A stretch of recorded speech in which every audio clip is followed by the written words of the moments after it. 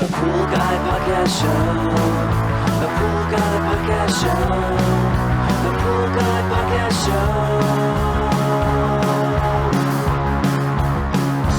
Yeah! Hi, and welcome to the Pool Guy Podcast Show. In this episode, I'm going to talk directly to the pool pro. I'm going to go over some step-by-step tips and methods when you encounter a large wind event. And I know I've talked about other wind events before and some steps you can take, but one of the reasons why I'm recording this one is because we just had a major wind event in my area. I mean, the winds were probably going at 70 miles an hour at some point. Trees are down everywhere. It's just a disaster in my area. So as everything is fresh in my mind, I wanted to go over some key tips and maybe some new things that I picked up working this windstorm, since it was the worst one that I've probably worked in a very long time. I think anything close to it maybe was 10 years ago, and I think this one was much worse than that one.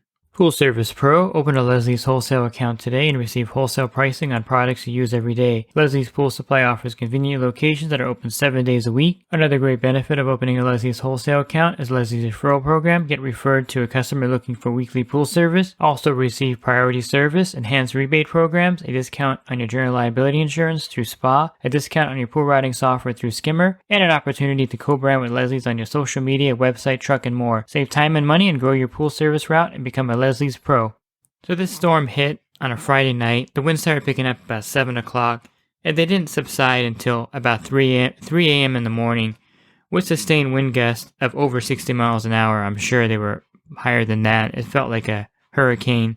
The wind was blowing in all different directions. Trees are down all over my neighborhood. About half the fences in my community have blown down. Now these fences are pretty old. They're like 17 years old. However, I mean, having all the neighbors losing their fences, my back fence actually fell slightly, but I have new fences on the other sides. So it's an event that is unheard of in my area, and it's one of those things where, of course, the pools are definitely wiped out. I think one of the first things is kind of getting your head adjusted to the fact that you're going to start the week with a major cleanup in mind. So you have to be prepared, of course, to start the week with this, disaster ahead of you. And it's one of those things where it's, man, you realize that it's going to be a messy week. And you're kind of course, frustrated knowing that you're going to be out there a lot longer and there's going to be a lot more work. But one of the things that kind of helps ease that tension is having the right equipment. And ironically, I had just picked up a new Portavac from Advantage Manufacturing, and I have their new T-bar mount that I put on my truck just that afternoon, which is kind of interesting. And of course, I have the bottom feeder and Riptide already. And I made sure I charged the Riptide battery up. And of course, the bottom feeder battery, I made sure it was charged. So I already had the vacuum systems ready to go.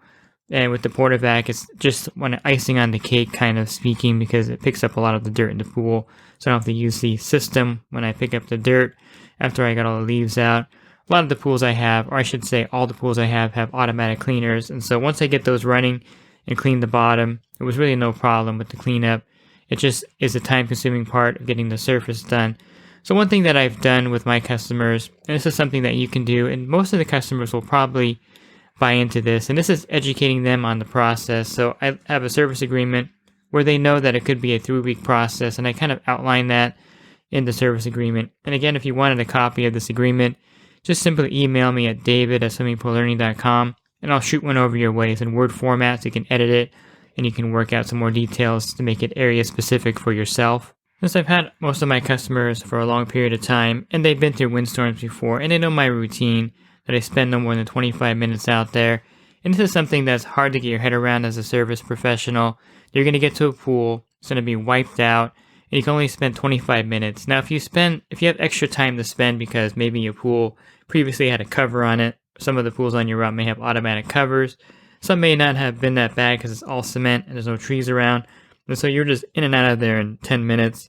If you have the extra time to add to a particular pool if you wanted to, you can definitely do that.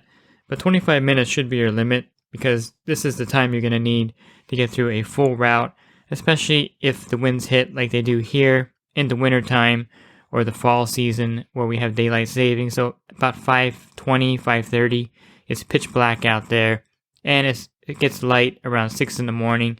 So if you start early enough, and that's another key tip, is starting really early in the morning. I start at the crack of dawn. I usually start at the crack of dawn anyway, but for sure with the wind event, I'm driving while it's still dark basically, and getting to the account where I can barely see the water because I want to get a head start on everything. But you're going to do the surface first, and the customer should know that if they've seen your work before from a windstorm. You're going to skim the surface, get everything running. If the automatic cleaner is on the side port and the bottom still has a lot of debris, or if the automatic cleaner is in the skimmer, I suggest disconnecting it and letting the skimmer just work with the cleaner off because it's not going to do any good on the bottom anyway. And you just want the full skimming power to get the pool circulating. And then you'll come back on the next visit and get the leaves off the bottom. You may be able to get some leaves off with your leaf rake. You don't want to really break out the vacuum system unless you have the surface fairly clean. And the time limit is really set there for that because if you start doing the bottom, you're going to be there for 45 minutes. So mentally set that timer that you're going to get the surface cleaned, and then you may get some debris off the bottom with your leaf rake, and then you're going to just jet out of there and go to your next pool. You can't be there again for 45 minutes to an hour because you're never going to finish your route, and you're going to wear yourself out. You're going to be just totally beat at the end of the day if you're out there doing this kind of work and trying to get all the pools cleaned up. I know it's hard to leave a pool when it's not looking clean.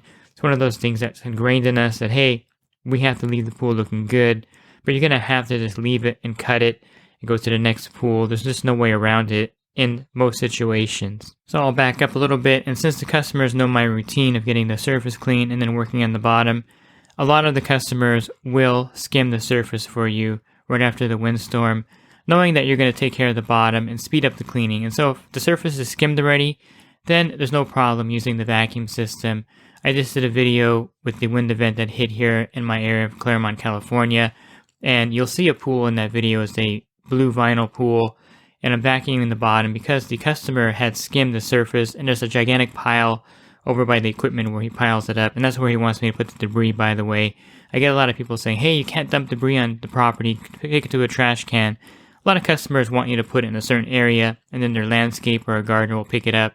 Not a problem. A lot of customers are easygoing. And of course, you can take it to the trash can in some cases. But when it's like this, you got to pile it up somewhere. I just leave a pile somewhere for the landscaper to pick it up. And you don't want to just be taking it to the trash can if it's far from the backyard. Too much work. And taking it to the trash can cuts in the time you're spending back there anyway. So you want to do everything you can to speed things up. So back to that, the customer skims the surface. And I make sure each customer I have on my route, and this is really important, I make sure that each customer on my route has a pole and a decent leaf rake. Now, you don't have to have, like the Red Baron or something fancy, nor does the pole have to be fancy. I just buy the cheapest telepole my supplier has, and then I buy the cheapest leaf rake and leave it there at my stop for the customer. And they use it in the summertime to kind of skim their pool when they're having a party. But in a situation like this is when having a leaf rake and a pole for your customer is essential. And I can tell you that they're going to skim the pool.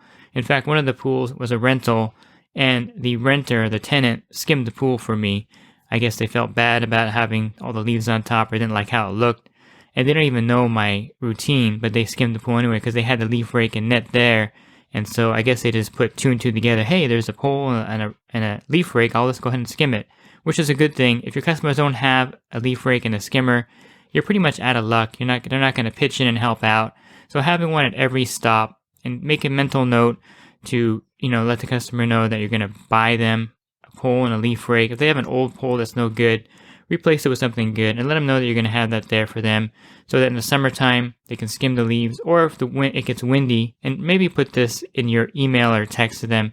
Say, if it's windy and you want to skim the pool, and if there's a wind event and you want me to clean the bottom because it's going to take me at least 2 or 3 weeks normally, you're welcome to skim it with the leaf rake and pole that I'm going to add to your invoice here for next month. And they're not super expensive to get, a cheap leaf rake and a cheap pole. Again, they don't need anything fancy. They're just going to be getting leaves off the top of the pool, and you'll take care of the bottom.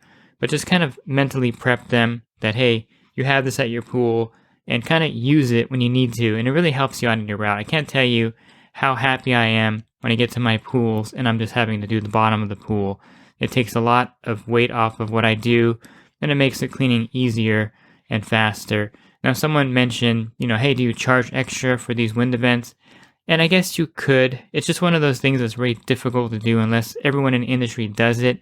And not everyone charges for the wind events. I really don't, because I kind of have all the tools in place, and I have my customers trained to help out when they can with the leaf rake and net at the stop. So I don't charge extra because they're actually cleaning the pool in some ways for me. And most of the time, I would say 80% of the customers now will skim the surface in some degree because they know that's the important factor, getting all the stuff off the surface.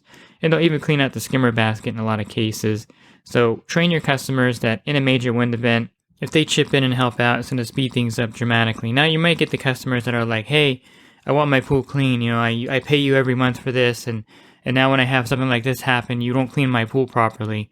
Now you get some people like that. And I like to give the analogy to them whenever I get a customer like that and say, hey, if your car has a major problem, you take it to the mechanic, are you going to stand there and say, hey, I need my car back in 3 hours. I got to get to work. I want you to fix it right now. You probably won't do that. And the mechanic will probably take 2 or 3 days. I mean, when I had my new engine put in my Nissan, it was there for over a week. I rented a Ford F-150, and I had that for a week. By the way, it's a great truck, the Ford F-150. I just think it's a little bit large to park in driveways. I'm not used to a full-size truck. But back to that, I left my Nissan there for a week, and I didn't expect them to have the new engine in the next day. Well, the same thing here. Just explain to the customers, I'm sorry, sir, I have, 14 pools to do, and they all look just like yours. And so if you look at the service agreement that you signed, it says that it could take up to 3 weeks. Well, I don't care how long it takes you. I want it done tomorrow. I want it done now. It should be clean. I'm going to call someone else. And they may call someone else. That may happen. And more than likely, and I've mentioned this in the group, is that if they do call someone else, they're going to be just as if someone were to call you and say, hey, I have a pool that's really hit by the winds. Can you come and clean it? You're probably going to tell them, I can get to it maybe in a week or two. And that's kind of how it's going to be when they call someone else to take over and clean a pool that's messed up, because everyone in that area is suffering as you're suffering. Maybe there's someone who's starting out with less pools and they may take the account, but that likely won't happen. And so the customer will be frustrated, and they rarely will cancel because their pool's not dialed in after 1 week or after the normal service time. So rest assured that's not going to happen. You may get 1 or 2 people that are really tough to deal with, but if they want to pay for a service call for you to go back there and clean it, I have no problem discounting my normal service call. So I'll go back and clean the pool for $90. If it takes me an hour, that's not a problem, and make them happy. But generally, I don't have the time to do that, and so I just tell them, in the next wind event, if you can help clean the surface, I'll definitely get the bottom cleaned up for you, and leave it at that. You can't really do much with a customer like that, and you don't want to waste too much energy and time on one person who's dissatisfied because his pool was wrecked by the wind. So it goes back to educating your clients, and this is like an act of God. Your pool's not normally like this, and week to week I can leave the pool clean, but at this point I can't. And so refer to the service agreement that you sign, stating that it may take up to 3 weeks to get the pool back in shape, and kind of stick with that. Stick to your guns. Don't bend and do an extra service for someone for free, because then they'll just take advantage of you in the future. Now, some of the equipment that I mentioned at the beginning that you should be prepared with is a vacuum system. You need to get one of these, even if you're in an area where you're not going to use it very often. Just having it in your arsenal will allow you to sleep a lot better the night before you have to go out there and clean the pools. It's going to make things a lot faster. I mean, if you have the Riptide or bottom feeder, I'll just give you an example. When I was out there, when I'm vacuuming a pool with either of these 2 vacuum systems, what normally would take me a good half an hour to leaf rake, because everything gets moved around from one side to the other when you're leaf raking the bottom of a pool, it takes about 10 minutes with this device, maybe less. And so you're really speeding up your time out there, and you can tackle a huge amount of pools with one of these versus a leaf rake on the bottom going back and forth. And I've got people that say, I don't want to buy one of those things. It's $1,800, and there's nothing wrong with just getting the leaf rake and getting all the debris off the bottom. Well, suit yourself if you don't want to spend the money and invest on the better equipment. I just think it's worth every penny to have the vacuum system, and you'll find yourself using it a lot more often than not. Even if it's not a major wind event and the pools aren't trashed, you're going to pull out your vacuum system and just use it because it's much easier than using the system vac, the vacuum hose, and the vacuum head. And so investing in a vacuum system is really crucial. If you don't have one now and you've been hit by the winds, you're really suffering. You need to get one and order one today. It's just something that's definitely worth it to have if you don't use it all the time. Again, it's like your insurance policy, basically. I mean, you pay auto insurance every year. You pay homeowners insurance every year if you own a house. You don't use it, and you're spending, $1,500, $2,000 a year on your auto insurance. and you never say, I don't use it. I'm just going to go ahead and cancel the policy because I never use my insurance. Well, think of the vacuum system as an insurance policy against wind events, and you're going to pay for it. And the good thing about the vacuum system, it's a one-time deal. You're not paying every year, $1,000 or whatever, like insurance. But it is an insurance policy back there. Even if you store it in your backyard, you have that. And so if you have a wind event in California, in my area, the Santa Ana winds blow, at least you're going to have 2 or 3 major wind events, sometimes 4 or 5. So it's one of those things where it's really essential to have. And besides that, you can pick up pools that you would normally pass on. Maybe they have more debris than you're used to, and you'd be like, I don't really want this pool because it's going to take me 30 minutes to leaf rake it out. If you have a vacuum system, you can take it with you, do that pool in about 10 minutes, and you can add that to your service account. So it gives you a lot more leverage out there. Besides just having an insurance against a wind event, it'll give you the ability to take on accounts that you normally would pass on, maybe special cleanups. Maybe that person that called you a week ago saying, hey, can you do my pool? I don't have a pool service and it's really wasted. You can squeeze them in there with your vacuum system and clean that up and get a couple extra $100 to help pay that vacuum system off, I guess, in a way. But it's definitely something that you want to invest in. I feel like after that, I should throw in a set of ginsu knives, but regardless of how I sound as like a salesman for these guys, it's definitely something you need to get. I don't really care which one you buy. You can buy the bottom feeder, the Riptide, the Hammerhead, the Power Vac, whichever one you want to get. Doesn't make me any richer, doesn't do anything for me, but it's going to definitely enrich your ability to clean the pools and have a better night's sleep before the wind events. And so let me loop back around to the start, and then you're getting in your truck that morning and you're driving out there, and there's large objects in the pool. Obviously this is very common. I found barbecues. Umbrellas are extremely common to find in the pool. Gazebos are common sometimes to find. Lawn chairs, any kind of furniture is in there. The good thing about these objects is that they're very buoyant in the water.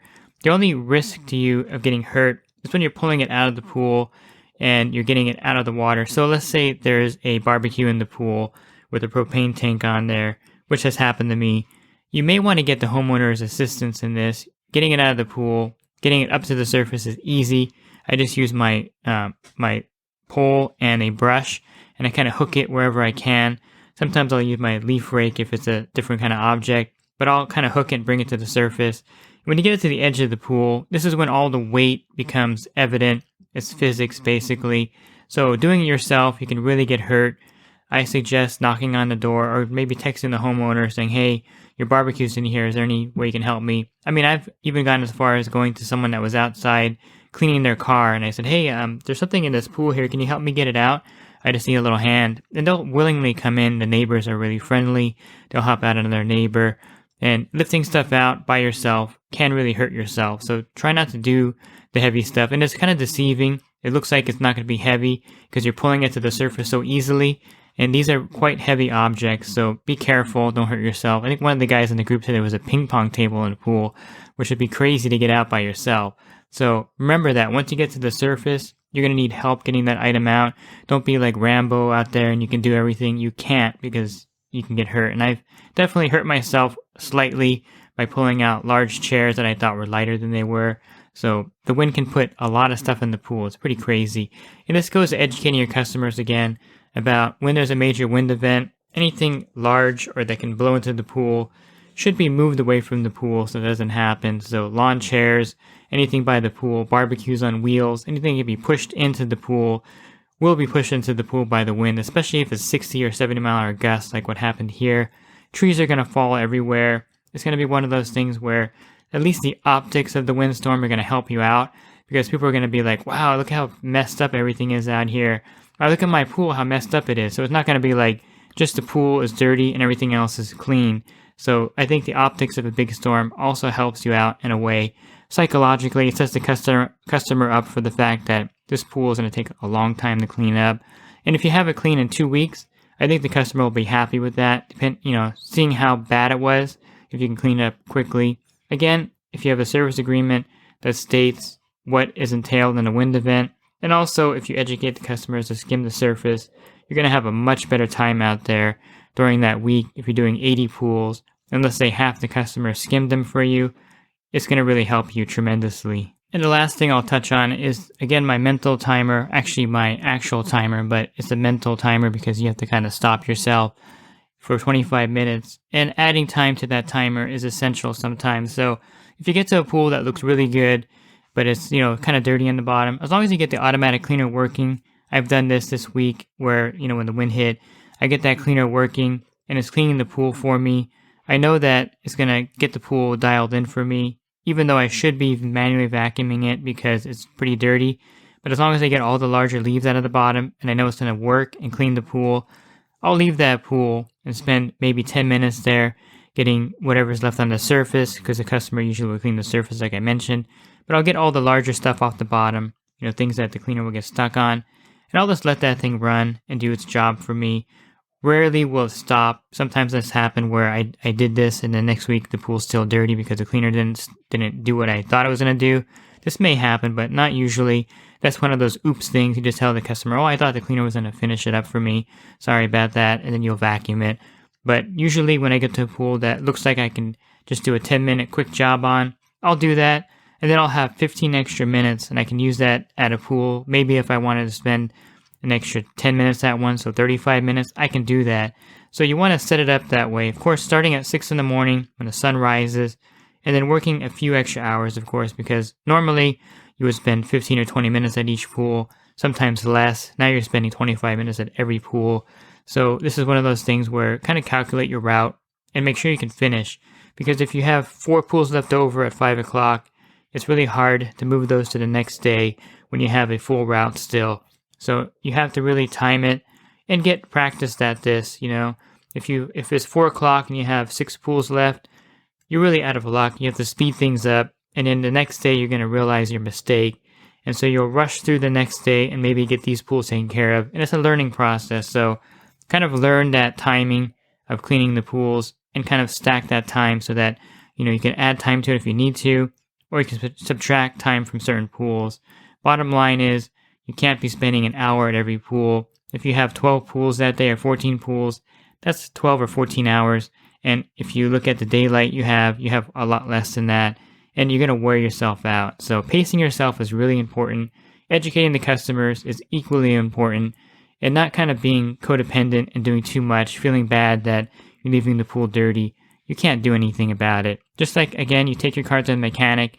I'm sure the mechanic feels bad that you have to leave the car there for 3 or 4 days and rent a truck and spend money renting a truck, but there's nothing he can do about it, nothing you can do about it, and that's kind of how it is with the wind event.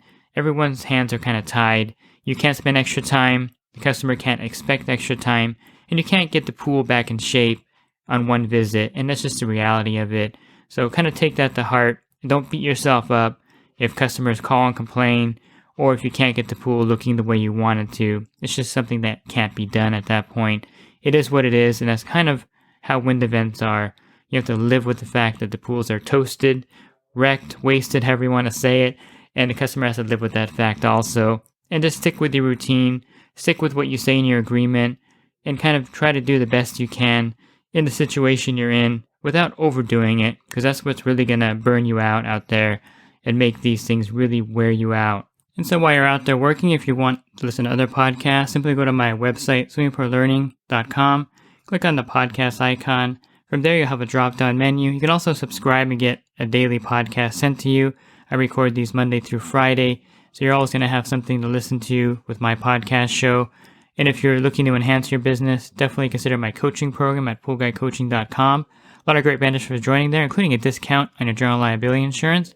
Thanks for listening to this podcast. Have a great rest of your week, and God bless. Pool Service Pro. Open a Leslie's wholesale account today and receive wholesale pricing on products you use every day. Leslie's Pool Supply offers convenient locations that are open 7 days a week. Another great benefit of opening a Leslie's wholesale account is Leslie's referral program. Get referred to a customer looking for weekly pool service. Save time and money and grow your pool service route and become a Leslie's Pro.